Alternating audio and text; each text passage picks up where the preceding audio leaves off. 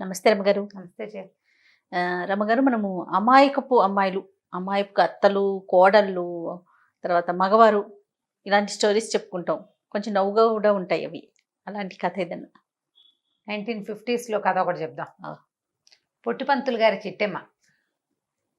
బాగుందండి. వినడానికి రైమింగ్గా ఉంది కదా. ఒక ఊళ్ళో ఒక పంతులు గారు ఒక ఆయన ఉండేవాడు. ఆయన భార్య పేరు చిట్టెమ్మ. ఈ పంతులు గారు కొంచెం పొట్టి, పాపం పొట్టిగా ఉండేవాడు, భార్య కంటే పొట్టి. ఆయన పక్కన మరీ పొడుగ్గా కనిపిస్తున్నాను, ఆవిడ వంగి వంగి నడిచేది, ఆవిడకి గూడుని పెట్టేవి, కానీ ఆయన పొడుగ్గా కనపడేవాడు కాదు. ఆయన అసలు ఊళ్ళో అంతా పొట్టి పంతులు గారు అనేవారు. పంతులు గారు మంచివాడే. కాకపోతే ఈ చిట్టెమ్మ గారు ఒక రవ అమాయకురాలు. ఆవిడకి ఏమనిపించేది, అయ్యో మా ఆయన నాకంటే పొట్టిగా ఉన్నాడే, ఏదైనా పాతివ్రత్య మహిమతో ఈయన పొడుగ్గా చేస్తే బాగుండు అనిపించేది. వీళ్ళకి ఇంటికి దగ్గరలో ఎదురింట్లో కొంచెం పక్కగా ఇంట్లో ఐమూలగా ఉన్న ఇంట్లో ఒక దాసుగారు ఉండేవారు. దాసుగారు కథలు అవి చెప్పేవారు, పురాణ కాలక్షేపం చాలా బాగా చెప్పేవారు. ఆయన భార్యతో ఈవిడికి మంచి ఫ్రెండ్షిప్. ఏమండి వదిన గారు, పతివ్రతల కథల్లో భర్తని పొడుగు చేసిన కథలు ఉన్నాయండి ఎక్కడైనాను అని అడిగేది. అడిగితే ఆయన ఏమవుతాడు, ఇంకా ఏమవుతాడు అనేది ఆవిడ. అట్లా ఏమో ఉండదు, అట్లా కాదండి నాకెంతో ఇది పాతివ్రత్యం, మా వారంటే నాకు చాలా గౌరవం, ఏదైనా ఒక ఉపాయం చెప్పండి అంటూ ఉండేది. ఇలా రోజులు గడిచేవి. ఈవిడికి చాలా బాధగా ఉండేది, భర్త పొట్టిగా ఉన్నాడు, ఆయన పొడుగ్గా చేయాలి ఎలాగైనా. అయితే ఆయన ఆ కథలు ఈ కథలు ఏ కథలైనా వినంగానే పాతివ్రత్యంతో అన్నం మానేసి, కూర మానేసి, పప్పు మానేసి అయినా ఆయన్ని పెంచుదామని చూసేది. మానేయడం మిగిలేదు, కానీ ఆయన అలాగే ఉండేవాడు. ఒకనాడు ఏమైందట, వెళ్ళి వాళ్ళ ఇంట్లో కూర్చున్నప్పుడు మా వారు ఎలాగైనా పొడుగవ్వాలి, ఏదో ఒకటి ఉపాయం అని మాట్లాడుకున్నారు. మాట్లాడితే ఆవిడేమందంటే, ఏమది ఇంత వయసు వచ్చాక పొడుగవరే అమ్మాయి, అయితే మా వాడు ఆ మధ్య 2 రింగులు తెచ్చాడు, ఏమిటంటే దూలానికి వేళ్లాడేసాడు, అవి పుచ్చుకుని వేళ్లాడితేట పొడుగవుతారేవు మా పిల్లాడు చెప్పాడు, మరి మీ ఆయన కూడా అట్లా అవుతాడేమో ప్రయత్నం చేయమని. సరే ఈవిడేం చేసింది, రింగులు ఎక్కడి నుంచి వస్తాయి, మనం ఇప్పుడు ఎట్లా వేళ్లాడరు పిల్లలు స్కిప్పింగ్ చేస్తే పొడుగవుతారు, ఏదైనా బస్కీలు తీస్తే పొడుగవుతారు, పుచ్చుకుని వేళ్లాడండి, మనం కూడా చెప్తాం వేళ్ల మీద పొడుగ్గా సాగి నుంచుంటే క్రమంగా పొడుగవుతారు. కాకపోతే ఇట్లా 30, 40 వచ్చిన వాళ్ళు ఎట్లా అవుతారు. ఈవిడేమనుకుంది, మన దగ్గర రింగులు లేవు, ఇప్పుడు రింగులు ఎక్కడి నుంచి వస్తాయి. అందుకని ఏమనుకుంది, ఓ పంచేద్దాం, పైన దూలం ఉంది కదా, దూలానికి ఒక తాడు గనక వేస్తే ఆ తాడు పుచ్చుకుని వేళ్లాడమంటే సరి భర్తని. ఆవిడ కొద్దిగా ప్రయత్నం చేసి కంబారు తాడు ఒకటి తెప్పించింది. కంబారు తాడు అంటే ఏమిటది, కొబ్బరి తాడు తెప్పించింది. సరే ఏం చేసింది, దూలానికి ముడేసింది, 2 తాళ్ళు వేళ్లాడేసింది. అది ఎక్కడ దాకా వచ్చినాయి, ఈవిడ ఇట్లా పట్టుకునేదాకా వచ్చింది. ఇట్లా పట్టుకుంటే భర్తకు అందుతాయి కదా. ఈ లోపల ఏమైంది, ఆయన ఏదో పని చేసుకుని వచ్చాడు, కరణం బహుశా ఆయన ఊరంతా తిరిగి వచ్చాడు. తిరిగి అలసిపోయి ఇంట్లోకి వచ్చేసరికి వాళ్ళు నట్టింట్లో కిందకి వేళ్లాడుతున్న తాడు కనపడేసరికి ఏమన్నాడు, ఎవరికి ఊరేయటానికి వెకటవే తాళ్ళు, నీ మొహమండా అన్నాడు. మీకేనండి అంది ఆవిడ. అనగానే ఆయన కొళ్ళు మండిపోయింది, దోసు నీ మొహమండా, నాకు ఊరేసి చంపుతుంటే కాదండి అని ఈవిడ చెప్పబోయే లోపల ఆయనకు అది అర్థం కాల. పైన తాడు గట్టి కిందకి వేళ్లాడేస్తే ఏం చేస్తారు, ఉయ్యాలనుకో కింద దాకా వేయాలి తాడు, ఇక్కడ దాకా ఎట్లా వేశారు, ఇక్కడ దాకా వేసింది ముడేసుకోవడానికి అంతే. దాన్ని ఊరేసి చంపేద్దాం అనుకుంది పెళ్ళాం అనుకున్నాడు. అక్కడి నుంచి మూలన బడి తీసి చెడామడా కొట్టేసేద్దామని. ఇట్లాంటి పనులు చేస్తావా నువ్వు, మొగుడిని చంపేద్దామని చూస్తున్నావుటే, తాడు సిద్ధంగా పెట్టావు, ఏ రాత్రుడు నా పీకేసి ఊరేసేద్దామనే కదా. ఆవిడ పాపం అర్థమయ్యేలాగా చెప్దామని చూసింది, తన పాతివ్రత్యం ఆయనకు అర్థం కావట్లేదని ఆవిడ బాధపడింది. చివరికి కుదరలే, తాడు ఓడ తీసేసి అవతల పారేసాడు. చాలా బాధేసింది ఇవిడికి, అయ్యో ఇదేదో ట్రై చేసాం అవ్వలేదని. మళ్ళీ పురాణ కాలక్షేపం వినేది. ఈ పురాణాల్లో వింటే ఏం కనపడేది, ఒకరోజు విన్నది, సావిత్రి సత్యవంతుడి కోసం యమధర్మరాజు వెనకాల నడుచుకుంటూ వెళ్ళిపోయింది. యముడు వెనకాల వెళ్ళి మొగుడిని తెచ్చేసుకుంది ఒక ఆవిడ. ఇంకొక ఆవిడ మొగుడిని బొట్లా పెట్టుకుని ఎక్కడికో తీసుకెళ్ళింది. పెదవది పొడుగు చేయలేను నేను, నాకు మాత్రం పాతివ్రత్యం ఏం తక్కువ, పతివ్రతల కోవకు చెందిన వంశం మాది అసలే. ఆవిడకి చాలా కష్టంగా ఉంది. సరే ఓ రోజు పోయి ఆ దాసుగారి ఇంట్లో కూర్చుంది. ఆయన అడిగింది, కాదండి పతివ్రతల కథల్లో ఎక్కడైనా భర్తని పొడుగు చేసిన కథలు ఉన్నాయంటారా, అసలు పతివ్రతలు ఉన్నారా ఈ రోజులు, ఎందుకు లేరు, మా ఆవిడ లేదు అన్నాడు ఆయన. అని పక్కపక్క నవ్వుతూ ఏం చెప్పాడంటే, మా ఆవిడ నేను తిరిగి వస్తే కాళ్ళు పిసికేది, ఇది వరకు ఏమే కాళ్ళు పెట్టు నాకు కాళ్ళు నొప్పులు పుడుతున్నాయి అన్నాడు. అనేసరికల్లా ఆయనంట మంచం మీద పడుకున్నాడు, ఆవిడ కింద కూర్చుంది, పాదాలు నొక్కుతుంటే ఈవిడ చూస్తోంది, అబ్బో ఈవిడ పాతివ్రత్యం చాలా బాగుంది అని. అప్పుడు దాసు గారు ఏం చెప్పారంటే, ఇలాగే కదమ్మా కాళ్ళు పిసికి నేను ఎంత ఉండేవాడిని, మీ ఆయన అంతే ఉండేవాడిని, ఇప్పుడు ఇంత పొడుగ్గా ఎట్లా అయ్యాను, మా ఆవిడ రోజు కాళ్ళు పిసకడంతో నేను పొడుగయ్యాను అన్నాడు. ఆవిడ ఆలోచించు, ఓ సింతేనా, కాళ్ళు పిసికితే పొడుగవుతారా అంటే, అవుతారటండి అని అడిగింది. ఎందుకు అవరమ్మా, నేను అవ్వలేదు ఏమే అన్నాడు భార్యని. ఆవిడేమో అవునమ్మా ఎప్పుడు కాళ్ళు పిసుకుతాను నేను అంటే. ఆ రోజుల్లో చిన్నప్పుడే పెళ్ళిళ్ళు అయ్యేవి. 13-14 ఏళ్ళ అబ్బాయికి 5-6 ఏళ్ల పిల్లకి పెళ్లి చేసేవాళ్ళు. దీనికి 10 ఏళ్ళు వచ్చేసరికి వాడికి 20 ఏళ్ళతో కొంచెం సాగేవాడు. ఈ రోజు కాళ్ళు పట్టటాలు అలాంటి క్రియలు జరుగుతూనే ఉండేవి. కాళ్ళు పట్టడం వల్లే పొడుగయ్యారు అంటే ఏమంటారంటే బట్టతలకి మోకాలకి ముడి పెట్టుకోవటం. సరే సరే అనుకుంది. ఏమనుకుంది, సరే అక్కడి నుంచి లేచెళ్ళి ఎలాగైనా మా ఆయన్ని కాళ్ళు పట్టి పొడుగు చేసి నా పాతివ్రత్యం నిరూపించుకోవాలి. భవిష్యత్ కాలంలో చెప్పుకోవడానికి కథలు ఉండద్దు జనాలకి. ఇదివరకు సావిత్రి ఏమో మొగుడు కోసం యమధర్మరాజు వెనకాల వెళ్ళింది, జరిగింది కథ. ఇప్పుడు చెప్పుకుంటున్నాం. ఆవిడెవరో అసలు దేవతలతోటి పోరాడి మొగుడిని యంగుగా చేసుకుంది, అదో కథ ఇవాళ చెప్పుకుంటాం. రేపు నా కథ చెప్పుకోవాలి. సతీ సులోచన, సతీ అనసూయ ఇవన్నీ చెప్పుకోవట్లా, వాళ్ళందరూ కథలు అవన్నీ ఇప్పుడు చెప్పుకున్నాం. ఇప్పుడు నేను పొడుగు చేసిన కథ రేపు చెప్పుకుంటారు, 4 రోజులు పోయాక, నేను పోయాక ఎలాగైనా ఈ పని చేసేయాలి. సరే లోపలికి వెళ్ళింది. ఆయన అప్పుడే ఎక్కడి నుంచో బయట నుంచి వచ్చి మంచం వాల్చుకు పడుకుని ఉన్నాడు. పాదాల దగ్గర కూర్చుంది. కాళ్ళు పడదామని కాళ్ళు పట్టుకుంది. కాసేపు అయ్యాక వీళ్ళ ఇంట్లో నుంచి మొయ్యో మొయ్యో మొయ్యో అని కేకలు అరుపులు వినపడుతున్నాయి. ఆ ఎదురుంట్లో ఉన్న దాసు గారు పెళ్ళాము పరిగెత్తుకొచ్చారు. ఏమిటయ్యా భలేవారి పంతులు, పెళ్ళాన్ని కొడతారటయ్యా ఎవరైనాను అంటే, కొట్టకేం చేయనండి, ఇది నన్ను చంపేయాలని చూస్తోంది అన్నాడు ఆయన. అదేమిటమ్మా కాళ్ళు పిసుకుతానన్నావు కదా అంటే, నా మెడ పిసికేస్తోందండి ఇది అని గట్టిగా అరిచాడు. అరిచేసరికి ఏమ్మా కాళ్ళు పిసుకమని చెప్పాం కాదుటమ్మా నీకు అంటే, అవునండి కాళ్ళు పిసుకుదామని పాదాల దగ్గర కూర్చుంటే ఈయన పడుకున్నారు కదా, మెళ్ళలో తులసి పేరు కనపడుతుంది ఆయన మెళ్ళలో. అయితే కాళ్ళు పిసికితేనే ఈయన పొడుగై నాకు పేరు వచ్చేటట్టయితే ఇంత చక్కగా తులసి పేర్లు ధరించి ఉండే వీరి మెడ గనక పిసికితే ఆయన పొడుగు అవుతాడు, నాకు పేరు వస్తుంది, నాకు పాతివ్రత్యం సిద్ధిస్తుందని భావించి మెడ పట్టుకున్నానండి అనేసరికల్లా, ఏదో లేవయ్యా తెలియక చేసింది. ఏం తెలియక చేసిందండి, ఆ మధ్య మా ఆవిడ మీకు తెలీదు పెద్ద తాడేసి కట్టింది నాకు ఊరేయటానికి, ఇది నన్ను చంపేయడానికి చూస్తోందండి అన్నాడు. అనేసరికల్లా, తాడు కట్టేవా, రింగులు కాదుటమ్మా నీకు చెప్పాను అని అడిగింది ఎదురుంటే ఆవిడ.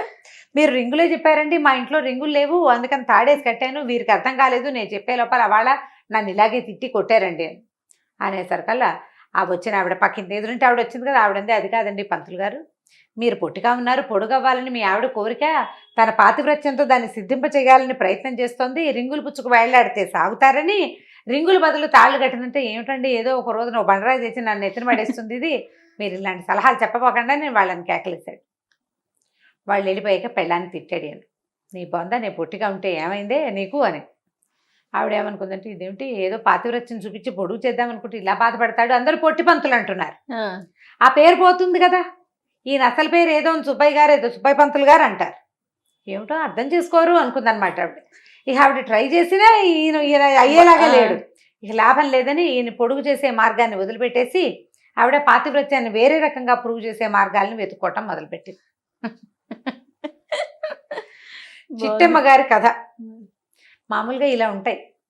పాతివ్రత్యాన్ని నిరూపించుకోవాలి అలాంటి ధోరణులు ఇదివరకు ఉండేవి. ఇప్పుడు ఏం పాతివ్రత్యం గోవాలా మనకు లేదు కదా, ఇది సరదాగా చెప్పుకోవడానికి.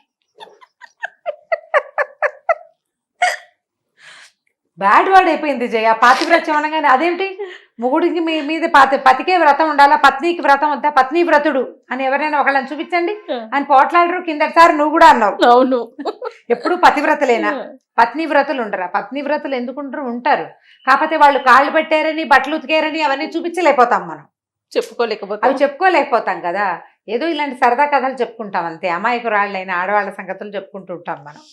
బాగుందండి, చాలా బాగుంది రమ్మగారు. పొట్టిపంతులు గారి చిట్టమ్మ కథ సూపర్. రైట్ రమ్మగారు, నమస్తే అండి. నమస్తే జయ. నమస్తే రమ్మగారు. నమస్తే జయ. రమ్మగారు, మనం ఒకటి అనుకుంటాం కానీ ఇంకోటి జరుగుతుంది. ఎట్లా అంటే చాలా డిమాండ్ ఉంది అనుకొని ఒక కోర్స్ ఏదో జాయిన్ అవుతాం, చాలా కష్టపడి అన్ని రకాల కష్టాలు పడి చదువుకుంటాం, తీరా చూస్తే దానికి డిమాండ్ తగ్గిపోతుంది, అంటే సరైన అవకాశాలు రావు, చాలా డిప్రెషన్లోకి వెళ్ళిపోతారండి. ఇంక ఇంతే అయిపోయింది, ఇంకా నేను ఎప్పుడు ఇంతేనా, నేను అంత దురదృష్టవంతున్నా, నేను ఎక్కడికి కాలు పెడితే అక్కడ ఇట్లాగే అయిపోతుంది, రకరకాలుగా మనకి మనమే అనేసుకుంటూ ఉంటాం. ఎట్లా బయటపడాలంటే ఎట్లా, ఇలాంటి సిచ్యువేషన్ ఎలా ఫేస్ చేయాలి? అంటే ఇది అందరికీ జరిగేది, ప్రపంచంలో ఇదే జరుగుతూ ఉంటుంది. ప్రతి విషయం కూడా అంతే. ఏదైనా సరే కొన్నాళ్ళ తర్వాత ఏ కోర్సుకైనా డిమాండ్ తగ్గుతుంది.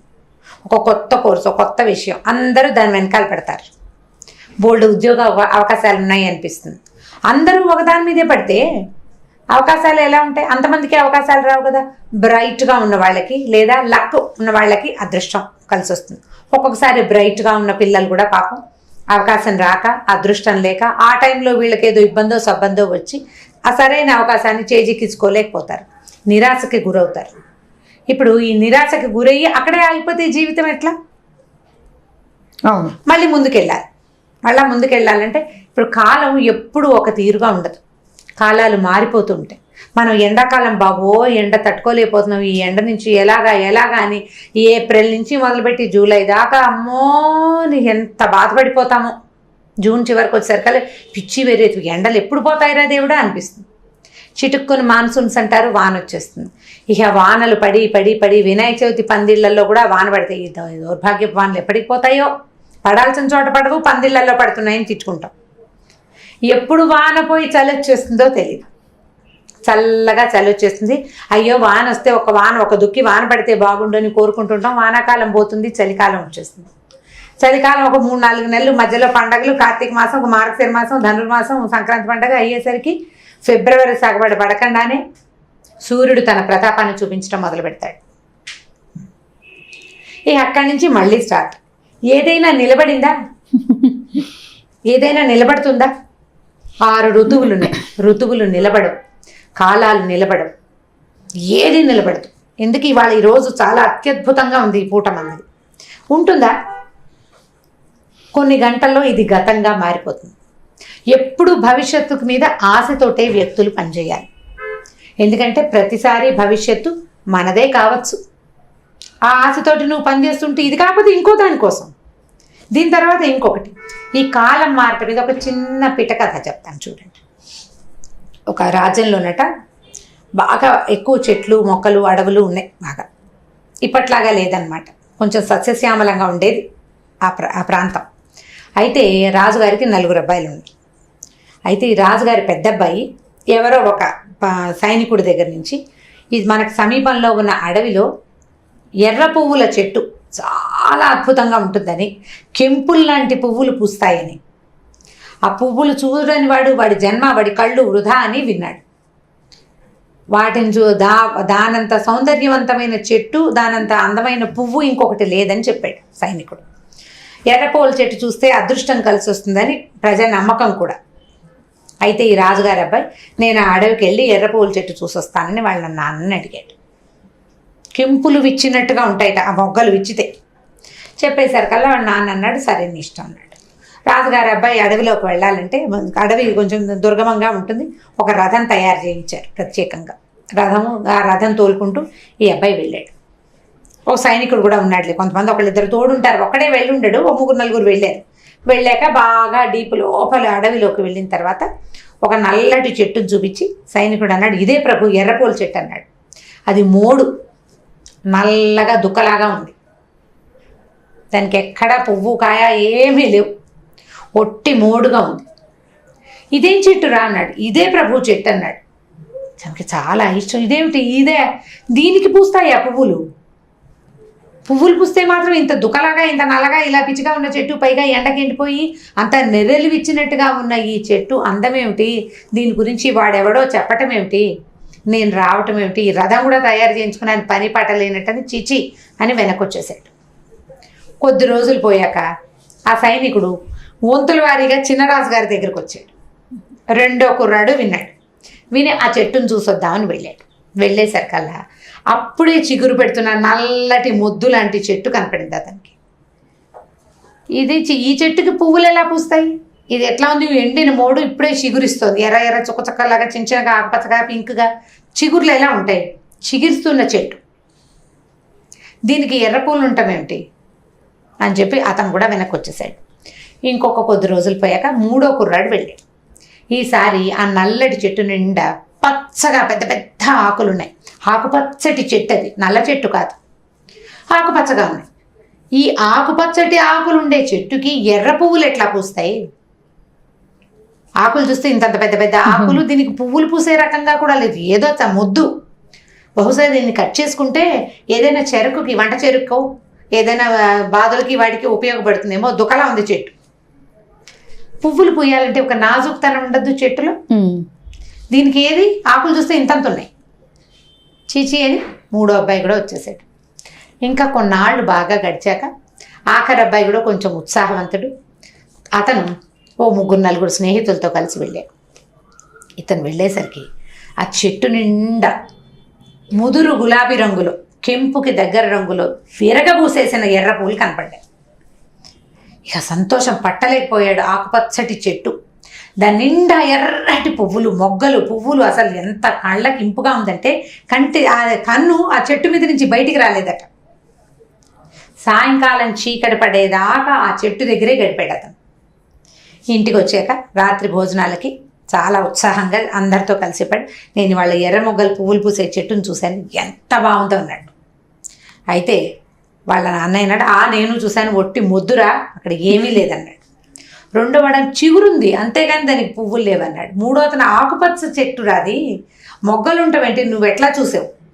ఒకళ్ళలో ఒకళ్ళు బాధించుకున్నారు. కుర్రాడు అన్నాడు, నేను వెళ్ళాను, నాతో పాటు 4 సైనికులు వచ్చారు, మీరు ఎవరినైనా చూడండి, వాళ్ళ కళ్ళల్లో కూడా ఆ ఎరుపు కనబడుతుంది, ఇంకా కంట్లో నుంచి నాకు ఆ ఎరుపు పోలేదంటాడు.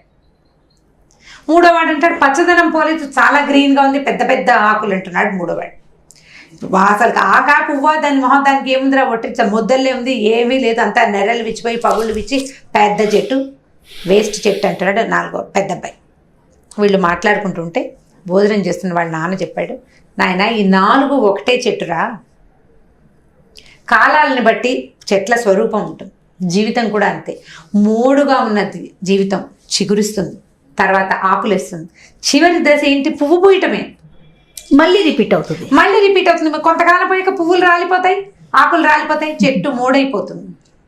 మోడు మళ్ళీ చిగురుస్తుంది, ఆకులు పెడుతుంది, తర్వాత మొగ్గలేసి పువ్వులు విడుస్తుంది. సహజంగా జరిగేది. కాలం మారటం అంత సహజంగా జరుగుతుంది. నువ్వు తొలి దశలోనే దీన్ని చూసి అయ్యో ఇక్కడ ఏమీ లేదు అని నిరాశపడ్డావా, నువ్వు చివరి దశ అయినటువంటి ఆ ఎర్ర పువ్వుల సౌందర్యాన్ని ఆస్వాదించలేవు. మొదటి దశ నుంచి తర్వాత దశకు వెళ్ళటానికి ఒక సమయం ఉంటుంది. ఆ సమయాన్ని నువ్వు ఖచ్చితంగా పాటించాలి. దాని వెనకాల వెయిట్ చేయాలి. దానికోసం నీ సమయం వచ్చేదాకా నువ్వు ఓపికగా వెయిట్ చేయాలి.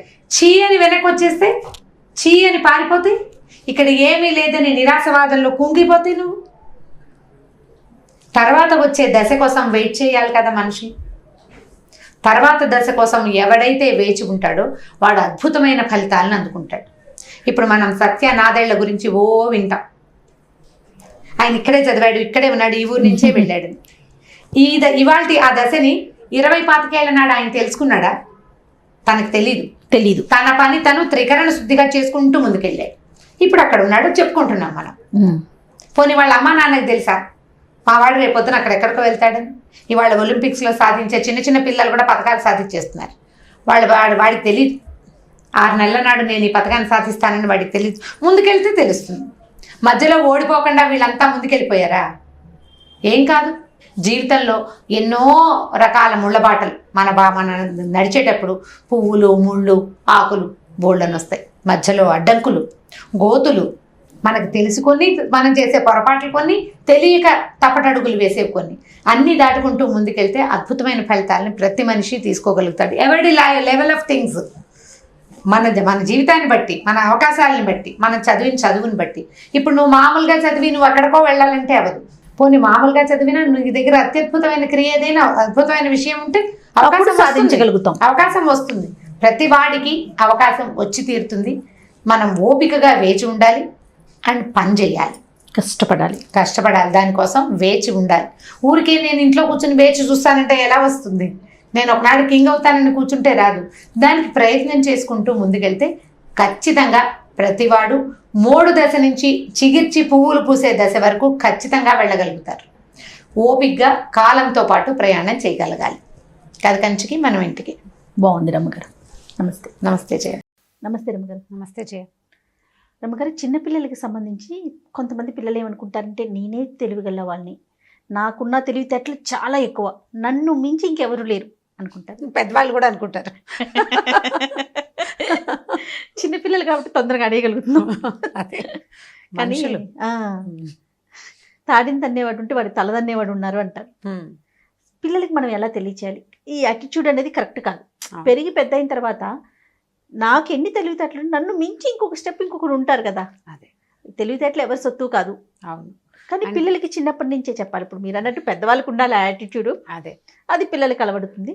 దీనికి సంబంధించి ఏదైనా కథ రూపంలో చెప్పండి రమ్మగారు. అంటే మనం చాలా చెప్పాము ఇలాంటి కథలు. పంచతంత్రంలో మంచి ఇంట్రెస్టింగ్గా ఉంటాయి. మామూలుగా కూడా లోకల్లో ఇప్పుడు 80లో వచ్చిన సినిమాలు చూడండి, భలే బాగున్నాయి. కలర్ సినిమాలు చాలా బ్యూటిఫుల్గా ఉండేవి. 90లో ఇంకా బెటర్ వచ్చినాయి. తర్వాత 2000 వచ్చాక ఇంకా బెటర్. ఇప్పుడు ఇంకా గ్రాఫిక్ ఎట్లా పెరిగినాయి, ప్రతి 10 ఏళ్ళకి తరం మారిపోతూ ఉంటుంది. ప్రతి 5 ఏళ్ళకి మారిపోతుంది. ఇప్పుడు ఫోన్ల దగ్గర నుంచి ప్రతిదీ వచ్చే సంవత్సరం ఇంకొకటి బెటర్ అవుతుంది. అంటే వీళ్ళు కనిపెట్టగలుగుతున్నారు, తెలుసుకోగలుగుతున్నారు. అట్లా ఒక తెలివి ఉంటే దాన్ని మించిన తెలివి. మనకు చిన్నప్పుడు సామెత ఒకటి చెప్తుండే వాళ్ళు, ఇప్పుడు కూడా చెప్తారు, బాగా జనాల వాడికలో లేదు. శతకోటి దరిద్రాలకి అనంత కోటి ఉపాయాలని. 100 శతకోటి దరిద్రాలంటే 100 కోట్లకి అనంత కోట్లు, అంటే లెక్కలేనన్ని కోట్ల సమాధానాలు ఉంటాయి. ఖచ్చితంగా ఉపాయం ఉంటుంది. ఎలాంటి జిడ్డు ప్రశ్న, ఎలాంటి గడ్డు ప్రశ్న అయినా జిడ్డు ప్రశ్న అయినా దానికి ఖచ్చితమైన సమాధానం ఖచ్చితంగా ఉంటుంది, ఉండాల్సిందే. లేకపోతే కుదరదు అనమాట. ప్రపంచమే అట్లా ఉంటుంది. అయితే మన పంచతంత్ర కథల్లో ఒక మంచి కథ చెప్పాం.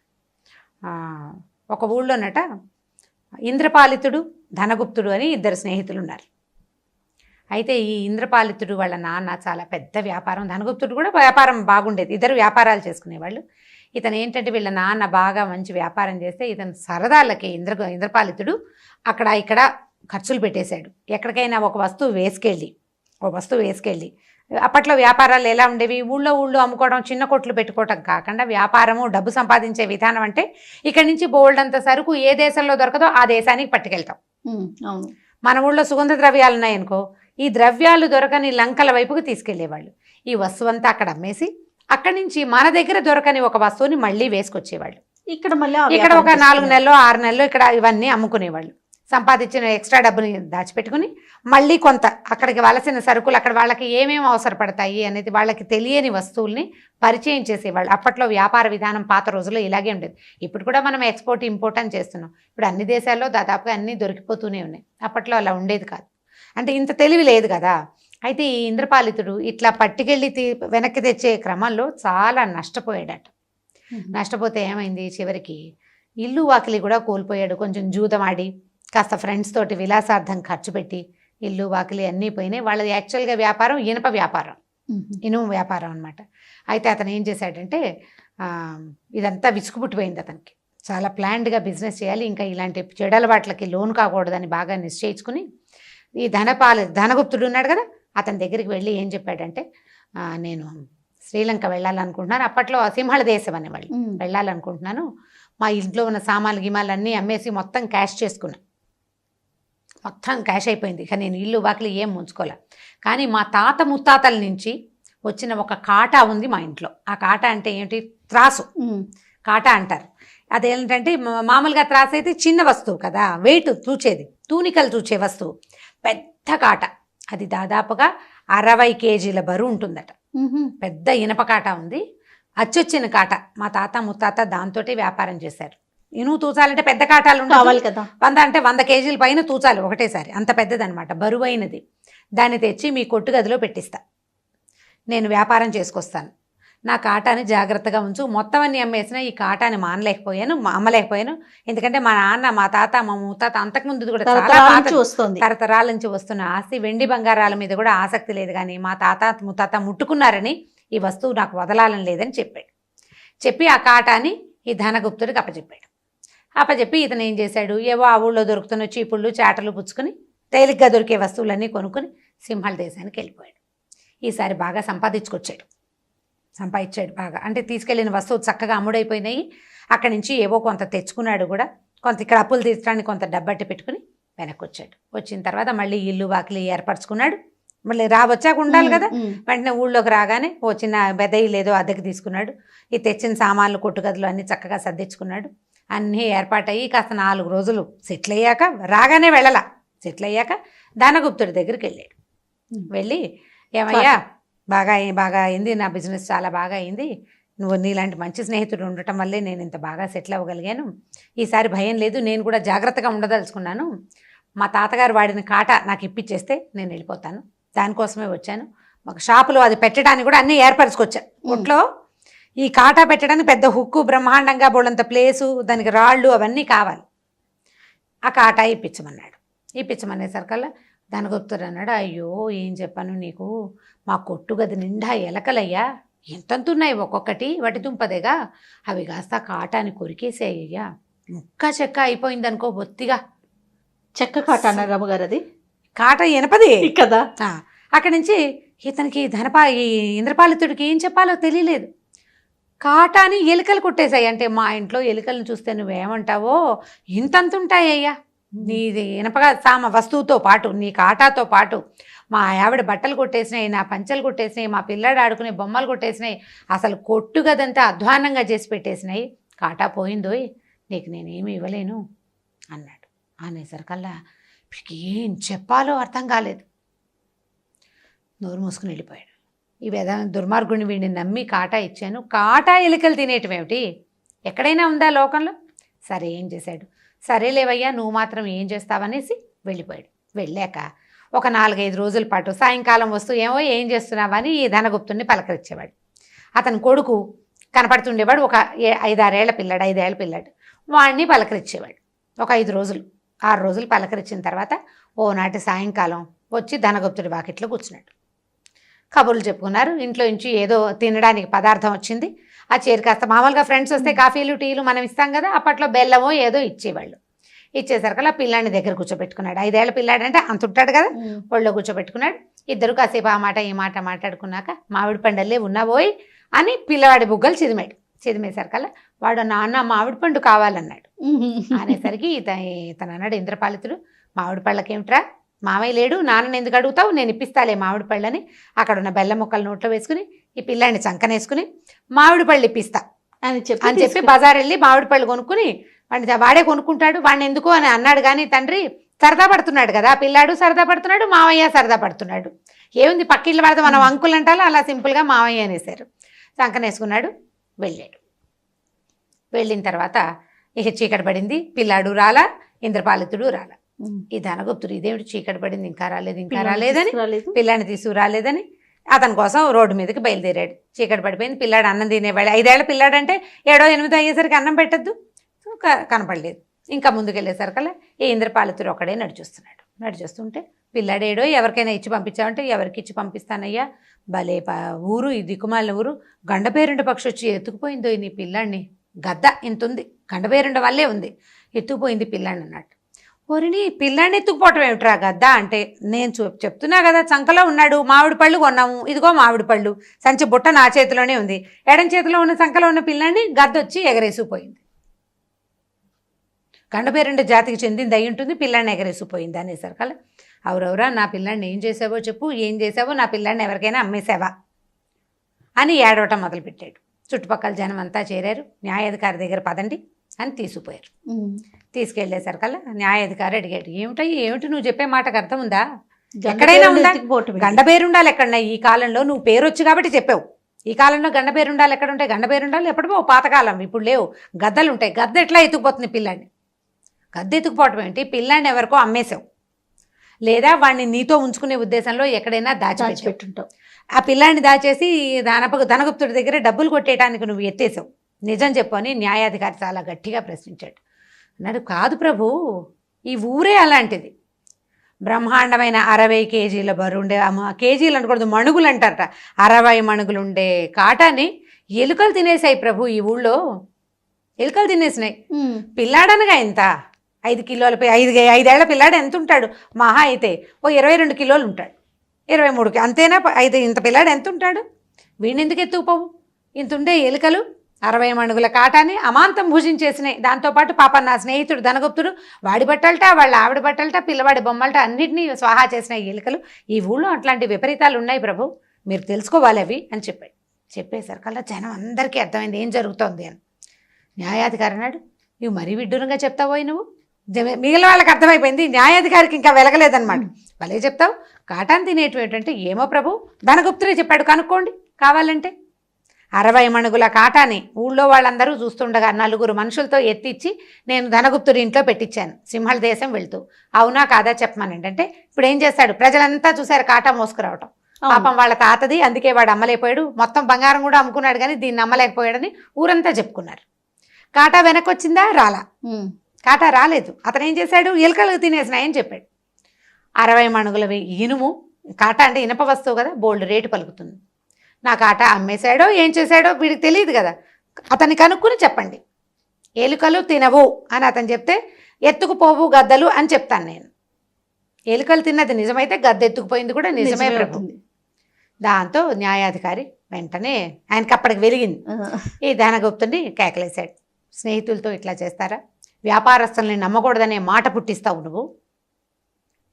బిజినెస్సే, స్నేహం స్నేహమే. నువ్వు వ్యాపారం చేసేటప్పుడు మోసం చేయాలి. వ్యాపారంలో కొంత మోసం అవసరం ఉంటుంది. నువ్వు 10 రూపాయలకు తెస్తావు, దాన్ని 100 రూపాయలు చెప్తావు, 80 రూపాయలకు అమ్ముతావు, నీ లాభం చూసుకున్నావు, కొంత మట్టుకు బాగుంది. కానీ నువ్వు రూపాయి కూడా వాల్యూ చేయని వస్తువుని 100కి అమ్మకూడదు, అది తప్పు. న్యాయంగా చేయాలి. ఇప్పుడు వ్యాపారంలో నువ్వు ఏం మోసం చేస్తావు అనేది అది నీదే. కానీ స్నేహితుడిని మోసం చేయొచ్చా ఇట్లా? అతను నీ దగ్గర న్యాసంగా ఉంచిన వస్తువు, అంటే కొన్నాళ్ళు ఉంచమని ఇచ్చిన వస్తువుని దాన్ని కూడా నువ్వు వ్యాపారంగా తీసుకోవటం చాలా తప్పని అతన్ని కేకలేశాడు. ఇది ఇతను ఏం చేశాడు, ఇంద్రపాలితుడు పిల్లాన్ని వాళ్ళ పనివాడి ఇంట్లో అట్టు పెట్టాడనమాట ఆడుకోవడానికి. వాడు అన్నం తినక నిద్రపోతున్నాడు. ఆ పనివాడి కబురు చేస్తే భుజాన్ని వేసుకుని 5 ఏళ్ల పిల్లాన్ని పట్టుకొచ్చి ఇచ్చాడనమాట. ఆ పిల్లాన్ని అప్పచెప్పి తన కాటా తను తీసుకున్నాడు. ఇప్పుడు ధనగుప్తుడు తెలివైనవాడు, తిరిగి సమాధానం చెప్పడానికి అవకాశం లేని రకపు మాట చెప్పాడు. అంతకంటే గొప్ప సమాధానం చెప్పాడు ఇంద్రపాలితుడు. ఒకళ్ళ నుంచి అంటే ఇప్పుడు మీరు అన్నదే, తాడిని తన్నేవాడు ఉంటే వాడి తలని తన్నేవాడు తప్పకుండా ఉంటాడు. అందుకని తెలివిగా ఉంటున్నాము అని అనుకోకుండా మనకంటే తెలివైన వాడు ఎవడో ఒకడు ఉంటాడు. మోసం చేయకూడదు. తెలివితేటలతో మోసం చేస్తే ఇంకొకడు వాడి తెలివితోటి మనని మోసం చేస్తాడు. కాబట్టి ఇలాంటి కథలు కనుక పిల్లలకి చెప్తే, మన దగ్గర ఇవి చాలా కథలు ఉంటాయి. ఇక్కడ మన పంచతంత్రంలో ఒక 15-20 కథలు కనీసం కనిపిస్తాయి. మనమే, నాకు గుర్తుంటే ఇది 4వ కథ. అవును, ఈ మోసాలు చేయడం మీద కథలు ఇది 4వ కథ.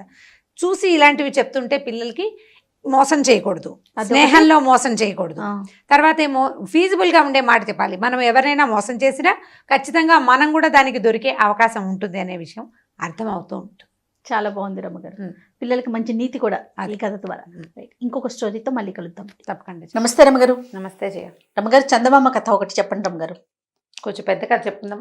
అట్లని చందమామ కథ. సరే. అనగా ఒక ఊళ్ళో ఒక పెద్ద వర్తకుడు ఉండేవాడు. ఆయనకి లేక ఒక కుమారుడు కలిగాడు. వాడి పేరు జయపాలుడు. అయితే ఈ జయపాలుడు కొంచెం పెద్దవాడయ్యాక తండ్రి పాపం అప్పటికే లేక కలిగాడు కదా, కొంచెం ఆయన పెద్దవాడైపోయాడు. ఏమన్నాడంటే, నాయన బిజినెస్కి మనకి పడవల మీద అంటే ఓడలు వేసుకుని సముద్రయానం చేయటం మనకు అలవాటు, అన్ని పక్కలకి వెళ్ళు కానీ వంచక నగరం మాత్రం వెళ్ళొద్దురా అని చెప్పాడు. పేరు చూడ, వంచక నగరం అంటే వంచే నగరం అనమాట, దాని పేరే అది. చెప్పేసరికి సరేనన్నాడు. కొన్నాళ్ళకి తండ్రి గతించాక ఈ జయపాలుడే బోల్డన్ రకాల బిజినెస్లు చేసేవాడు. అక్కడికి వెళ్ళి శ్రీలంక వెళ్ళి రత్నాలు అవి తెచ్చి ఇక్కడికి తెచ్చి అమ్మేవాడు, సుగంధ ద్రవ్యాలు తెచ్చేవాడు, ఆ తిరుగుతూ ఉండేవాడు అనమాట. చాలా సరదా, వ్యాపారము బాగుండేది, తిరగడము సరదాగా ఉండేది. ఏవో కొన్ని దేశాలు ద్వీపాలు చూశాక నాన్న వంచక నగరం వద్దన్నాడు. వెళ్ళాలి, అదేమిటో చూద్దాం. అసలు ఎందుకు వద్దన్నాడు నాన్న? అదే కదా, వద్దన్నాడు అంటే ఒక కారణం గ్యారంటీగా ఉంది. అదేమిటో ఆయన చెప్పలా, మనం తెలుసుకుందాం. ఈ పని చేసే వాళ్ళు చాలా మంది ఉంటారండి. సరే, వంచక నగరానికి తిప్పమని తన పడవ వాళ్ళకి చెప్పాడు. సరే, అప్పటికి అతని దగ్గర 3 ఓడలు ఉన్నాయి. ఈ 3 ఓడలని ఆ వంచక నగరం వైపు తిప్పించాడు. తిప్పించిన తర్వాత సరే, ఈ ఓడలో కళాశీలు వాళ్ళు వీళ్ళు ఉంటారు కదా, వాళ్ళందరూ మేము ఊళ్ళోకి రాము, ఈ వంచక నగరం అంటే మాకు భయము, మరి మేము లంగరేసుకుని ఉన్నాం కదా, మేమందరం ఇక్కడే విశ్రాంతి తీసుకుని దొరికినవి తిని ప్రశాంతంగా ఉండి, వాళ్ళ దగ్గర ఆల్రెడీ ఫుడ్ గిడ్డ అన్నీ ఉంటాయి. ప్రయాణం లేదు కాబట్టి సముద్రపు గాలి అది ఉండదు కదా, అక్కడే రెస్ట్ తీసుకుంటాము, నీ దారిని నువ్వు వెళ్ళమన్నారు. పని వాళ్ళు మాకు భాష రాదు కాబట్టి మేము దిగమన్నారు. ఇతను ఒక్కడే ఆ వంచక నగరాన్ని చూడడానికి దిగాడు. సరే, దిగి ఆ నడుచుకుంటూ వెళ్తున్నాడు. ధనుసు బాణము ఉన్నాయి, మామూలుగా ప్రయాణాల్లో పెట్టుకుంటారు కదా, అవి వెళ్తూ ఉంటే దూరంగా ఒక కొంగ భలేగా ఉంది కనపడింది. సరే, ఏం చేశాడు, అటు ఇటు చూసి బాణం తీసి దాన్ని కుట్టాడు. ఏమనుకున్నాడని చేత పుచ్చుకెళ్తే పడవలోకి వెళ్ళాక కాల్పించుకుని తినచ్చు సరదాగా. కొత్త రకం కొంగ, మన ఊళ్ళల్లో దొరకదు, సముద్రపు కొంగ. కొట్టేసరికి అది డామని పడింది. వీడు పోయి దాన్ని తెచ్చుకుందాం అనుకున్నాడు. అక్కడ దాకా వెళ్ళేసరికి ఒకడు పరిగెత్తుకొచ్చాడు. ఓరి దుర్మార్గుడా, మా నాన్నని చంపేస్తావా అన్నాడు. మీ నాన్న నేను ఎక్కడ చూశాను, నేను ఎవరిని చూడలేదు, నేను కొంగని కొట్టాను, మీ నాన్నని నేను కొట్టలేదు, నేను వేసింది ఒకటే బాణం, అదేమో ఆ కొంగ డొక్కలో ఇరుక్కుంది, కావాలంటే చూడన్నాడు. ఆ కొంగేరా మా నాన్న అన్నాడు వాడు, ఆ వచ్చిన వాడు. తను నిర్ఘాంత పెట్టి, కొంగ మీ నాన్న ఏమిటి, కొంగలు ఎక్కడైనా మనుషులకు నాన్నలుగా ఉంటారా అంటే వాడేమన్నాడు, ఈయన మా కింద జన్మలో మా నాన్న, నేను బెస్తవాడిని, చేపలు పట్టుకుంటా, మా నాన్న కొంగ నాన్న ఈ చెరువు దగ్గర నిలబడి చేపలు పట్టడానికి నాకు హెల్ప్ చేస్తాడు, నువ్వు వచ్చి మా నాన్నని కొట్టావు, నాకు చేపలు ఎలా పడతాయి, అసలు నా తండ్రిని హత్య చేసావు, నేను నాకు కావాల్సింది ఇచ్చి వెళ్ళమన్నాడు. అనేసరికి వీడు కొళ్ళు మండిపోయింది. ఏంటో పిచ్చి మాటలు మాట్లాడతావు, నేను చంపింది కొంగని, కావాలంటే చచ్చిన కొంగ నువ్వే ఉంచుకో నీకు కావాలంటే, మీ నాన్నకి ఇన్నా అంటే నాకు కుదరదు, నేను నీకేమేమో వెళ్ళిపోమన్నాడు. వెళ్ళిపోయాడు, వాడిని దులుపుకుని వెళ్ళిపోయాడు. ఇంకా కొంచెం లోపల ఊళ్ళోకి వెళ్ళాడు. ఏవో కొట్లు గిట్లు కనపడుతున్నాయి. ఒక నడివయసు ముసలావిడ, నడివయసు దాటింది వృద్ధురాలు వచ్చింది. నాయన నీ పేరేంటి నాయన అని అడిగింది. మనవాడికి ఏం తెలుసు, జయపాలుడండి, ఫలానా ఊరండి, ఫలానా ధనపాలుడు కొడుకునండి అన్నాడు. అనగానే ఓ నాయన నువ్వురా నాయన అని కావలించుకుని ఏడ్చింది ఆవిడ. మీ నాన్న ఇదివరకు ఈ ఊరు వచ్చి నన్ను పెళ్లి చేసుకుని వదిలేసి వెళ్ళిపోయాడు, మనోవర్తి కింద నాకు ఒక పడవ ఇస్తానని చెప్పాడు, వెళ్ళిపోతూ నా పడవ నాకు ఇచ్చి కదులు అంటుంది. అసలు మా నాన్న పెళ్లి చేసుకుని వీడికి ఒక డౌట్ వచ్చింది, వంచక నగరానికి వెళ్ళదన్నాడు నాన్న, ఇక్కడ ఖాతా ఉందా అని డౌట్ వచ్చి, మా నాన్న అలాంటి వాడు కాదు, ఇప్పుడు లేని నాన్నకి నేను ఇది ఇవ్వాలంటే, మనోవర్తి ఇవ్వాలంటే నేను ఎక్కడ ఇస్తాను, అసలు నువ్వెవరో తెలీదు, నేను నీకు మనోవర్తి ఇవ్వాలంటే మా నాన్న నాకు చెప్పాలి, ఆయన నాకేం చెప్పాల, నేను చచ్చినా నీకు మనోవర్తి గిన్నెవర్తి వెళ్ళిపోమని. అక్కడి నుంచి బాగా ముందుకెళ్తే సరే గడ్డం అది పెరిగి ఉంది ఇతను, కొంచెం తనుకుంటే మొహం బరగ్గా ఉంది. ఒక క్షురకుడు ఒక అతను కూర్చుని ఉన్నాడు. ఏమో క్షౌరం చేస్తావా అని అడిగాడు. చేస్తాను బాబు అన్నాడు. ఏమేమంటావంటే నన్ను సంతోష పెట్టండి బాబు అన్నట్టు. సంతోష పెట్టడమే కదా, దానిదేముంది అని కూర్చున్నాడు. చక్కగా వాడు మొహానికి నున్నగా సబ్బు గిబ్బు రాసి క్షౌరం చేశాడు. ఈయన మామూలుగా పావలా ఇస్తారు. జయపాలుడు వ్యాపారస్తుడు కదా, పైగా 3 పడవలు ఉన్నాయి, జేబులోంచి ₹1 వెళ్ళదీసి అతని చేతిలో పెట్టాడు.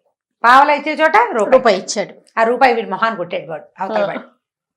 నన్ను సంతోష పెట్టమన్నా, ఈ రూపాయితో నేను సంతోష పెట్టల్లా అనేసరికి ఇతనికి అర్థం కాల. అదేమిటి, పావలా ఇచ్చే చోట నేను 4 పావలాలు ఇస్తే నువ్వు సంతోషపడకపోతే నాదే తప్పు, తీసుకుంటే తీసుకో లేకపోతే లేదు, సంతోష పెట్టడం ఏమిటి, నేను చేయను అన్నాడు. అక్కడి నుంచి వెళ్ళిపోయాడు. ఇంకా అలా తిరుగుతూ ఉంటే రాజభట్లు వచ్చి పట్టుకున్నారు. పట్టుకుని రాజుగారి దగ్గర తీసుకుపోయారు. ఏమిటంటే ఈయన మీద 3 అభియోగాలు ఉన్నాయి. ఊళ్ళోకి వచ్చి ఈయన 3 తప్పులు చేశాడు. రాజభట్లు అన్నారు, నువ్వు లోపలికి వచ్చేసి నువ్వు నీ సంగతి చెప్పుకుంటే కానీ కుదరదండి, రాజుగారు రమ్మంటున్నారని లాక్కుపోయారు. రాజుగారి దగ్గర తీసుకెళ్లారు, పెద్ద సభ తీర్చారు.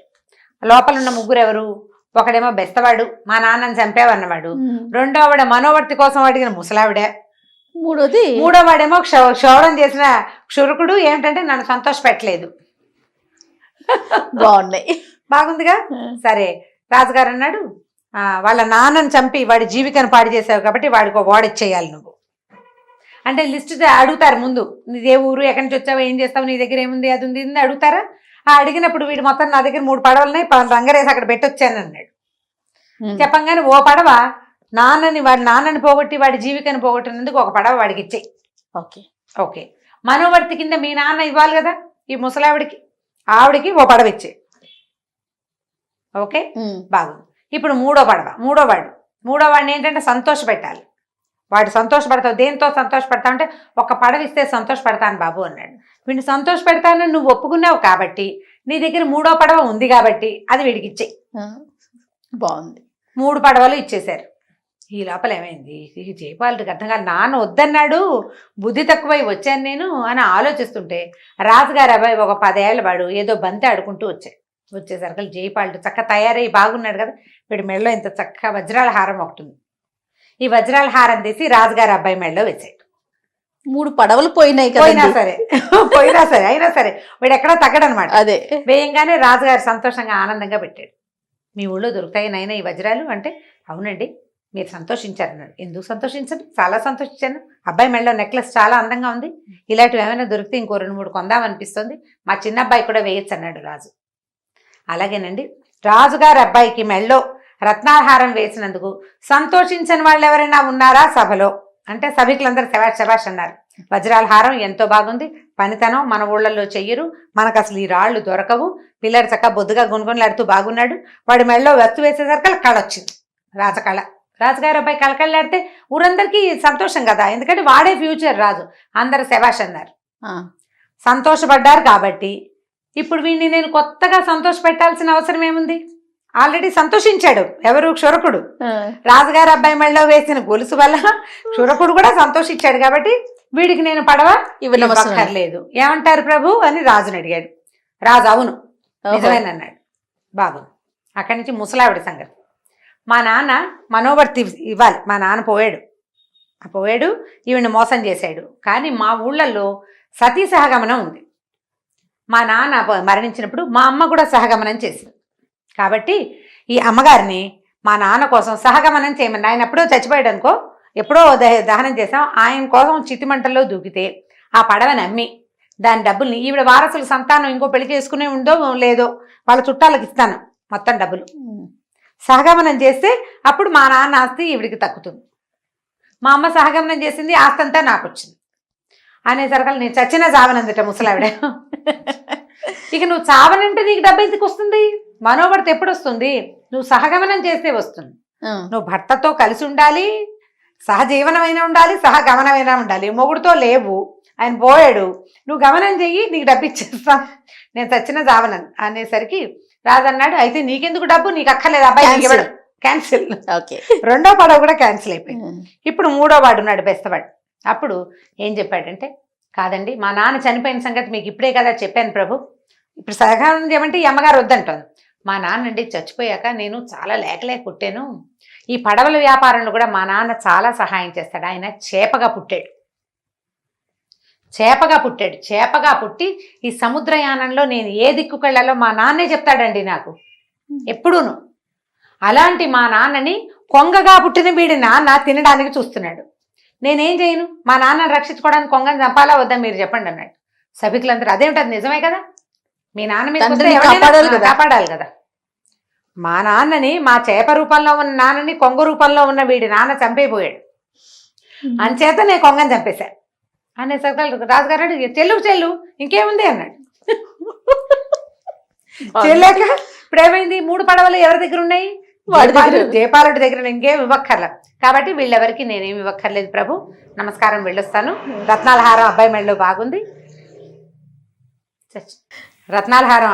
బాగుంది, బతికి బాగుండి నేను మళ్ళీ ఈ ఊరు వస్తే ఇలాంటి రత్నాల హారం ఇంకోటి చేయించి మీ చిన్న అబ్బాయి కూడా తీసుకొస్తానండి అన్నాడు. అనగానే రాజుగారు శభాష్ చాలా బాగా చెప్పాడు, జయపాలుడు చాలా గొప్పవాడు, ఒరే ఎవరైనా గుర్రాలు వేసుకుని తీసుకెళ్ళి సముద్రంలో ఆయన పడవల దగ్గర దింపిరండి అన్నారు. సరే 2 గుర్రాలు పూంచి ఒక రథం ఎక్కించి ఈయన్ని సగౌరవంగా తీసుకెళ్లి సముద్రంలో వదిలిపెట్టారు. ఆ జయపాలుడు బతుకు జీవుడా, ఇంకెప్పుడు ఈ ఊరు రాకూడదు, మా నాన్న సరిగ్గానే చెప్పాడు, ఏదో ఐడియా తట్టింది కాబట్టి బతికి బయటపడ్డాం, లేకపోతే 3 పడవలు వీళ్ళ పాల చేసి వాడు అక్కడే పడి ఉండేవాడు, అంతే, ఇంటికెట్టా వెళ్తాడు, దేం పెట్టి వెళ్తాడు అని అనుకుని ఇంకా ఎప్పటికీ వంచక నగరం వచ్చే ఆలోచన చేయకుండా పడవలు వేసుకుని ఇంటికి వెళ్ళిపోయాడు. కథకంచికి మనం ఇంటికి. పేర్లు చూడండి రమ్మగారు, వంచక నగరం అంట. బాగా పెట్టారు కదా, చాలా బాగుందండి. కిరమ్మ గారు నమస్తే. నమస్తే.